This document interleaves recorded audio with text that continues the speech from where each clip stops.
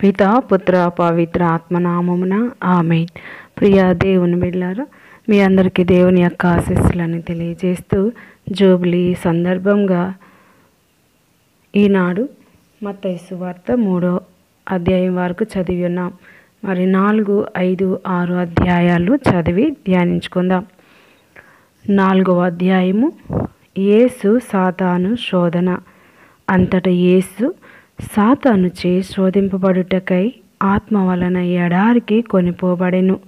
40 రేయింబవళ్ళు ఉపవాసములతో గడిపిన పిదప ఆయన ఆకలిగొనెను. అంతటా సైతాను ఆయన వద్దకు వచ్చి, నీవు దేవుని కుమారుడవైనచో ఈ రాళ్లను రొట్టెలుగా మార్చుము అనెను. మానవుడు కేవలం రొట్టెల వలననే జీవింపడు, కానీ దేవుడు వసించు ప్రతి వాక్కు వలన జీవించును అని వ్రాయబడి ఉన్నది అని యేసు ప్రత్యుత్తరమిచ్చెను. పిమ్మట సైతాను ఆయనను పరిశుద్ధ నగరంలోని దేవాలయ శిఖరమున నిలిపి, నీవు దేవుని కుమారుడవైనచో ఈ శిఖరము నుండి క్రిందకి దూకుము. ఏలైనా ఇట్లు వ్రాయబడి ఉన్నది, నిన్ను గూర్చి దేవుడు తన దూతలకు ఆజ్ఞ ఇచ్చును, నీవు రాళ్లపై పడి గాయపడకుండానట్లు నిన్ను వారు తమ చేతులతో ఎత్తి పట్టుకొందరు అనెను. అందుకు యేసు, ప్రభువైన నీ దేవుని నీవు శోధింపరాదు అని లేఖనము వ్రాయబడి ఉన్నది కదా అని పలికెను. తిరిగి సైతాను యేసును మిక్కిలి ఎత్తైన పర్వత శిఖరమున చేర్చి భూమి అందలి రాజ్యములను అన్నిటినీ వాని వైభవమును చూపి, నీవు సాష్టాంగపడి నన్ను ఆరాధించిన ఎడల నీకు ఈ సమస్తమును ఇచ్చేదను అనెను.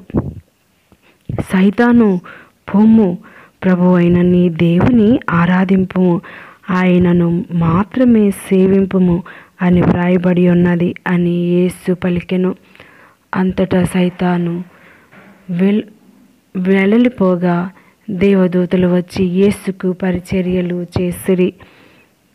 యేసు ప్రబోధ ప్రారంభం. యోహాను చెరసాలలో బంధింపబడినని విని యేసు గలిలయ సీమకు వెళ్ళెను.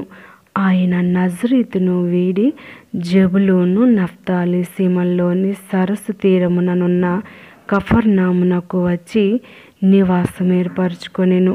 జెబూలూను నఫ్తాలి ప్రాంతములు గలిలయ సరస్సు తీరము, యోర్దాను నదికి ఆవలి దిక్కు, అన్యులు నివసించు గలిలయ సీమ.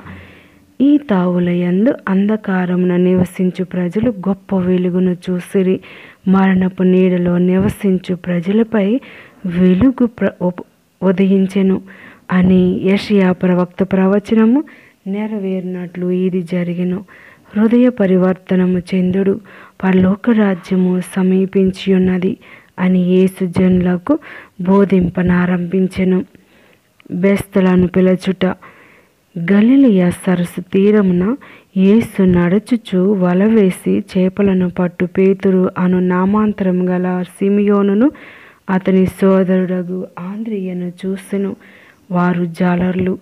మీరు నన్ను అనుసరింపుడు, మేము మనుషులను పట్టువానిగా చేసేదను అని యేసు వారితో పలికెను. వెంటనే వారు తమ వలలను అచ్చట విడిచిపెట్టి ఆయనను వెంబడించిరి. అచ్చటి నుండి పోవుచు యేసు జెబెదాయి కుమారులైన యాకోబు, యోహాను అను మరి 2 సోదరులను చూసెను. వారు తమ తండ్రితో పాటు పడవలో తమ వలలను చక్కబెట్టుకొనుచుండిరి. యేసు వారిని పిలువగా వెంటనే వారు పడవను తమ తండ్రిని వదిలిపెట్టి ఆయనను వెంబడించిరి. జనుల బాధ, యేసు బోధ. యేసు గలిలయ ప్రాంతమంతటా పర్యటించుచు పరలోక రాజ్యపు సువార్తను గూర్చి ప్రసంగించుచు ప్రజల వ్యాధి బాధలనెల్లా పోగొట్టుచుండెను. ఆయన కీర్తి సమరయ దేశమందంతటను వ్యాపించెను. అనేక విధములగు వ్యాధులతోనూ వేదనలతోనూ పీడింపబడు వారిని, పిశాచగ్రస్తులను, మూర్ఛ రోగులను, పక్షవాత రోగులను ప్రజలు ఆయన వద్దకు తీసుకొని రాగా వారిని ఆయన స్వస్థపరిచెను. గలిలయ, దెకాపోలి, యెరూషలేము, యూదియా ప్రాంతముల నుండి, యోర్దాను నది ఆవలి దిక్కు నుండి ప్రజలు తండోపతండములుగా యేసును వెంబడించిరి. మత్తయి సువార్త 5వ అధ్యాయం. యేసు ఆ జన సమూహములను చూసి పర్వతము ఎక్కి కూర్చుండెను. శిష్యులు ఆయన చుట్టూ చేరిరి. యేసు ఈ రీతిగా ఉపదేశింపనారంభించెను. అష్టభాగ్యములు, దీనాత్ములు ధన్యులు, దైవరాజ్యం వారిది. శోకార్తులు ధన్యులు, వారు ఓదార్చబడుదురు. వినమ్రులు ధన్యులు, వారు భూమికి వారసులగుదురు. నీతి నిమిత్తము ఆకలి దప్పులు గల వారు ధన్యులు, వారు సంతృప్తి పరపబడుదురు. దయామయులు ధన్యులు, వారు దయను పొందుదురు. నిర్మల హృదయులు ధన్యులు, వారు దేవుని దర్శింతురు. శాంతి స్థాపకులు ధన్యులు, వారు దేవుని కుమారులు అనబడుదురు. ధర్మార్థం హింసితులు ధన్యులు, దైవరాజ్యం వారిది. నా నిమిత్తం ప్రజలు మేము అవమానించినప్పుడు, హింసించినప్పుడు, నిందారోపణ గావించినప్పుడు మీరు ధన్యులు. మీకు ముందు వెలసిన ప్రవక్తలను సైతం ప్రజలు అట్లే హింసించిరి. పరలోకంలో మీకు గొప్ప బహుమానం కలదు. కావున మీరు ఆనందింపుడు, ఆనందింపుడు. ఉప్పు, వెలుగు. మీరు భూమికి ఉప్పు వలెనున్నారు. ఉప్పు తన ఉప్పుదనమును కోల్పోయిన ఎడల దానిని తిరిగి పొందలేదు. అట్టి ఉప్పు బయట పారవేయబడి ప్రజలచే తొక్కబడుటకే గాని మరెందుకు పనికిరాదు. మీరు లోకమునకు వెలుగై ఉన్నారు. కొండపై కట్టబడిన పట్టణము మరుగై ఉండజాలదు. ఇంటనున్న వారికి అందరికీ వెలుగునిచ్చుటకై దీపమును వెలిగించి దీపస్తంభంపైనే ఉంచెదరు, కానీ కొంచెం క్రింద ఉంచరు కదా. ప్రజలు మీ సత్కార్యములను చూసి పరలోకమందున్న మీ తండ్రిని సన్నుతించుటకు మీ వెలుగును వారి ఎదుట ప్రకాశింపనిండు.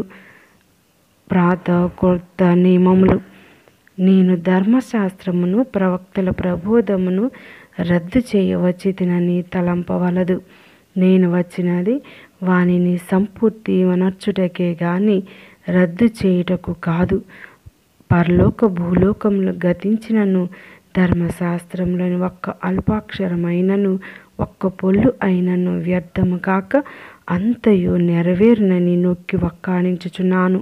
కాబట్టి ఎవడు ఈ ఆజ్ఞల్లో ఏ అత్యల్పమైన దానిని భంగపరిచి అట్లు జనులకు బోధించునో అట్టివాడు పరలోక రాజ్యమున అత్యల్పుడిగా పరిగణింపబడును. ఎవడు ఈ ధర్మశాస్త్రమును ఆచరించి అట్లు ప్రజలకు బోధించునో అట్టివాడు పరలోక రాజ్యమున అత్యధికుడిగా పరిగణింపబడును. ధర్మశాస్త్ర బోధకుల కంటే పరిసయ్యుల కంటే మీరు నీతివంతమైన జీవితమును జీవించిననే తప్ప పరలోక రాజ్యమున ప్రవేశింపరని చెప్పుచున్నాను. ఆగ్రహము దాని స్వరూపము. నరహత్య చేయరాదు. నరహత్య గావించువాడు న్యాయాధిపతి తీర్పునకు గురియగునని పూర్వులకు శాసించబడిన మాట మీరు విని ఉన్నారు కదా. నేను ఇప్పుడు మీతో చెప్పినదేమనగా, తన సోదరునిపై కోప్పడువాడు తీర్పునకు గురియగును. తన సోదరుని వ్యర్థుడా అనువాడు నరకాగ్నిలో మ్రగ్గును. కనుక బలిపీఠం సన్నిధికి నీ కానుకలను తెచ్చినప్పుడు నీ సోదరునికి నీపై మనస్పర్ధ ఉన్నట్లు నీకు స్ఫురించినచో ఆ కానుకను పీఠము చెంతనే వదిలిపెట్టి పోయి నీ సోదరునితో సఖ్యపడి తిరిగి వచ్చి కానుకలను చెల్లింపు. నీపై నీ విరోధి వాద్యం తెచ్చి నిన్ను న్యాయాధిపతి వద్దకు కొనిపోనప్పుడు మార్గమధ్యముననే అతనితో సత్వరము సమాధానపడము. లేనిచో అతడు నిన్ను న్యాయాధిపతికి అప్పగించును. న్యాయాధిపతి నిన్ను చెరవేయించును. నీవు చెల్లించవలసిన రుణంలో కడపటి కాసు చెల్లించు వరకు నీవు చెరసాల్లోనే ఉందువు. వ్యభిచారము దాని రూపము. వ్యభిచరింపరాదు అను శాసనమును మీరు విని ఉన్నారు కదా. కానీ నేనిప్పుడు నొక్కి వక్కాణించినదేమన్నా, కామేచ్ఛతో పరస్త్రీని పరికించు ప్రతి వ్యక్తి ఆమెతో మనస్సున వ్యభిచరించినట్లే. కనుక మీ కుడి కన్ను మీకు పాప కారణమైనచో దాన్ని పెరికి పారవేయుము.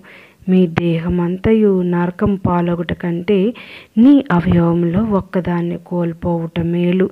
నీ కుడి చేయి నీకు పాప కారణమైనచో దానిని నరికి పారవేయుము.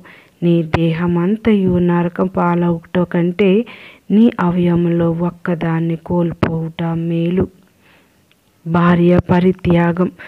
తన భార్యను విడవనించువాడు విడాకుల పత్రమును ఇయ్యవలెను అని మీరు విని ఉన్నారు కదా. నేనిప్పుడు చెప్పునదేమనగా, వ్యభిచార కారణమున తప్ప తన భార్యను విడనాడు ప్రతి వ్యక్తి ఆమెను వ్యభిచారిణి చేసిన వాడగును. అట్లు విడనాడబడిన స్త్రీని వివాహమాడిన వాడు ఆమెతో వ్యభిచరించిన వాడు అగును. ప్రమాణములు. నీవు ప్రభువునకు చేసిన ప్రమాణములను భంగము చేయక నెరవేర్పవలేను అని పూర్వీకులకు చెప్పినది మీరు విని ఉన్నారు కదా. కానీ నేనిప్పుడు మీతో చెప్పునదేమనగా, మీరు ఎంత మాత్రమును ఒట్టు పెట్టుకొనకూడదు. పరలోకంపై ఒట్టు పెట్టుకొనరాదు, ఏలైనా అది దేవుని సింహాసనం. భూలోకంపై ఒట్టు పెట్టుకొనరాదు, ఏలైనా అది ఆయన పాదపీఠం. యెరూషలేముపై ఒట్టు పెట్టుకొనరాదు, ఏలైనా అది ఆ మహారాజు నగరం. నీ తల వెంట్రుకను ఒక్కదానినైనను నల్లగా గాని తెల్లగా గాని చేయజాలని నీవు నీ తలపైన ఒట్టు పెట్టుకొనకము. మీరు చెప్పవలసినది అవును కాదు అనువానితో సరిపుచ్చవలెను. అంతకు మించి పలుకులు దుష్టుని నుండి వచ్చినవే. ప్రతీకారం. కంటికి కన్ను పంటికి పన్ను అని పూర్వం చెప్పబడిన దానిని మీరు విని ఉన్నారు కదా. నేనిప్పుడు మీతో చెప్పునదేమన్నా, మీకు అపకారం చేసిన వానికి ప్రతీకారం చేయకము. నీ కుడి చెంపపై కొట్టిన వానిని నీ ఎడమ చెంపపైన కూడా కొట్టనిమ్ము. నీతో తగువులాడి న్యాయస్థానమున నీ అంగీ కొరకు వ్యాజ్యమాడిన వానికి నీ పై వస్త్రము సైతము ఇమ్ము. ఒకడు నిన్ను తనతో క్రోస్యము రమ్మని బలవంతం చేసిన వానితో క్రోస్యము వెళ్ళుము. అడిగిన వానికి లేదనక ఇమ్ము. అప్పు అడిగిన వానికి లేదనవలదని నేనిప్పుడు నొక్కి వక్కాణించుచున్నాను. పరిపూర్ణ ప్రేమ. నీ పొరుగువాన్ని ప్రేమింపుము, నీ శత్రువులను ద్వేషింపుము అని పూర్వము చెప్పబడిన దాన్ని మీరు విని ఉన్నారు కదా. నేనిప్పుడు మీతో చెప్పునదేమన్నా, మీ శత్రువులను ప్రేమింపుడు, మిమ్ము హింసించు వారి కొరకు ప్రార్థింపుడు. అప్పుడు మీరు పరలోకమందున్న మీ తండ్రికి తగిన బిడ్డలు కాగలరు. ఏలైనా ఆయన దుర్జనులపై సజ్జనులపై సూర్యుని ఒకే విధంగా ప్రకాశింపచేయుచున్నాడు. సన్మార్గులపై దుర్మార్గులపై వర్షము ఒకే విధంగా వర్షింపచేయుచున్నాడు. మేము ప్రేమించు వారిని మాత్రమే మీరు ప్రేమించినచో మీకు ఎట్టి బహుమానం లభించును. సుంకర్లు సైతం అట్లు చేయటలేదా? మీ సోదరులకు మాత్రమే మీరు శుభాకాంక్షలు తెలియచేసినచో మీ ప్రత్యేకత ఏమి? అన్యులు మాత్రం సహితం అట్లు చేయటలేదా? పరలోకమందున్న మీ తండ్రి పరిపూర్ణుడైనట్లే మీరును పరిపూర్ణులగుదురుగాక.